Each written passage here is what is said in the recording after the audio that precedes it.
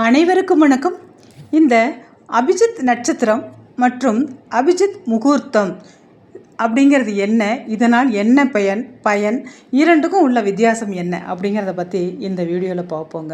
அதை பார்க்குறதுக்கு முன்னாடி நம்ம சேனலை ஃபாலோ பண்ணாமல் பார்த்துருந்தீங்கன்னா ஃபாலோ பண்ணிவிட்டு பாருங்கள். உங்களோட ஃப்ரெண்ட்ஸ் அண்ட் ரிலேஷனுக்கு ஷேர் பண்ணி விடுங்க. நான் போடுற ஒவ்வொரு வீடியோவும் உங்களுக்கு உடனே வந்து கிடைக்கும். முதல்ல இந்த அபிஜித் நட்சத்திரம் அப்படிங்கிறது என்ன அப்படிங்கிறத பற்றி பார்ப்போம். அபிஜித் நட்சத்திரம் அப்படிங்கிறது அதிர்ஷ்டத்தை அள்ளித்தரக்கூடிய நட்சத்திரம் அப்படின்னு சொல்லப்படுதுங்க. இந்த அபிஜித் நட்சத்திரம் ஒரு குறிப்பிட்ட நேரத்தில் மட்டுமே வானில் தோன்றுங்க. இது ஒரு சுப நட்சத்திரமாக கருதப்படுவதால் அந்த நேரத்தில் செய்யப்படும் செயல்கள் அனைத்தும் வெற்றியை தேடித்தரும் அப்படின்னும் நம்பப்படுது. இந்த அபிஜித் நட்சத்திரம் என்பது 27 நட்சத்திரங்களுக்கு பிறகு வரும் 28வது நட்சத்திரமாக கருதப்படுது. பண்டைய ஜோதிட சாஸ்திரத்தில் பார்த்திங்கன்னா 28 நட்சத்திரங்கள் இருந்ததாக கூறப்படுகிறது. அவற்றில் ஒன்று தாங்க இந்த அபிஜித் அப்படிங்கிற இந்த நட்சத்திரம். இந்த நட்சத்திரம் பார்த்திங்கனாக்கா உத்திராட நட்சத்திரத்தோட கடைசி பாதத்தையும் திருவோண நட்சத்திரத்தோட முதல் பாதத்தையும் உள்ளடக்கியது தான் இந்த அபிஜித் நட்சத்திரம்.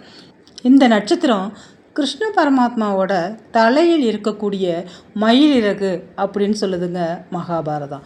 மகாபாரதத்தில் பார்த்தீங்கன்னா குருஷேத்திர போர் தொடங்குவதற்கு முன்பு சகுனி சகாதேவனிடம் எந்த நேரத்தில் போரை தொடங்கினால் வெற்றி பெற முடியும் என்று நேரத்தை குறித்து தரும்படி துச்சாதனனை அனுப்ப ஜோதிடத்தில் வல்லவனான சகாதேவன் உண்மையை மறைக்காமல் அவர்களுக்கு வெற்றி பெறும் வகையில் அபிஜித் நட்சத்திரம் தோன்றும் நேரத்தை குறித்து கொடுத்தாராங்க.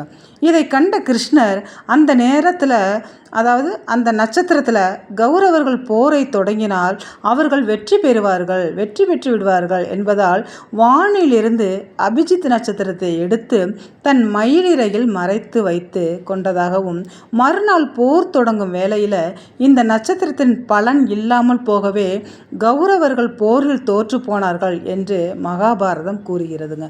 அதனால் இந்த அபிஜித் நேரத்தில், அதாவது அபிஜித் நட்சத்திர நேரத்தில் நம்ம எந்த ஒரு காரியங்கள் செய்தாலும் அதற்கு 100க்கு 100 பலன் உண்டு. நல்ல ஒரு காரியங்கள், எந்த காரியங்கள் நம்ம செய்தாலும் அது உடனே பழிக்கும் அப்படிங்கிறது ஒரு ஐதீகங்க. பாரத போர் முடிந்ததும் தேவர்கள் கிருஷ்ணரிடம் அந்த நட்சத்திரத்தை மீண்டும் அதன் இடத்தில் வைக்குமாறு வேண்ட கிருஷ்ண பகவான் அபிஜித் நட்சத்திரத்தை வானில் தோன்றுமாறு அருளியதாகவும் கூறப்படுதுங்க.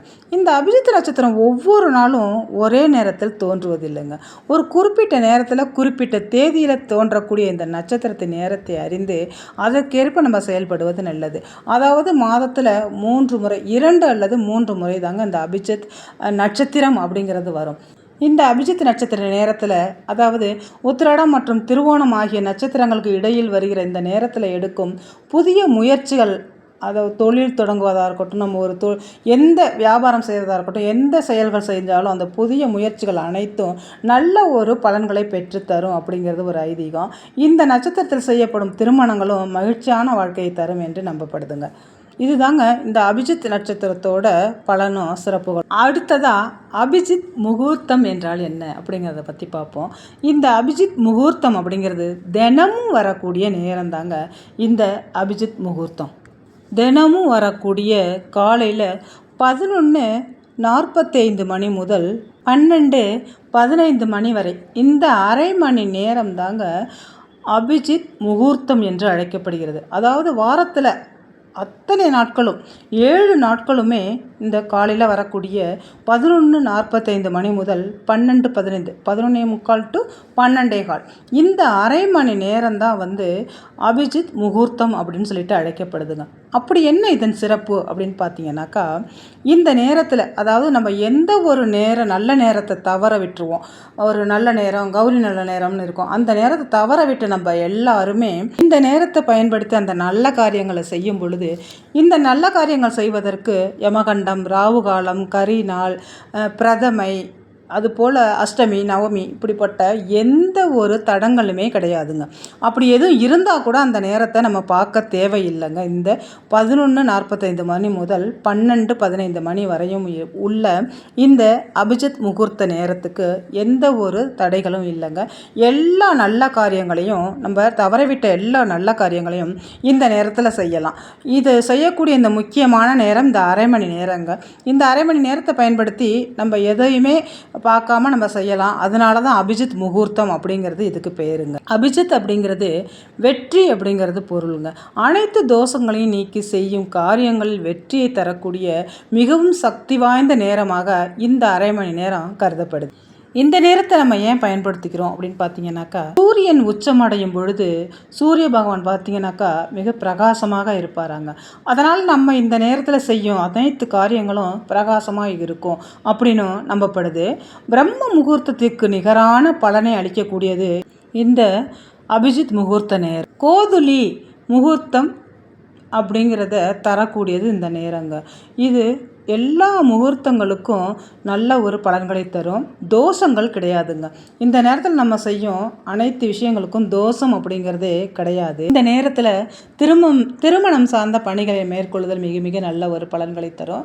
அதே போல் புதிய வாகனம் வாங்கிறது அல்லது பதிவு செய்கிறது நமக்கு மேலும் மேலும் வாகனங்கள் வாங்கக்கூடிய யோகத்தை தரும். புதிதாக பொன் ஆபரணங்கள் வாங்கிறதுக்கு நல்ல ஒரு நேரம். மனை தொடர்பான பத்திர பதிவுகளை இந்த நேரத்தில் மேற்கொள்ளலாங்க.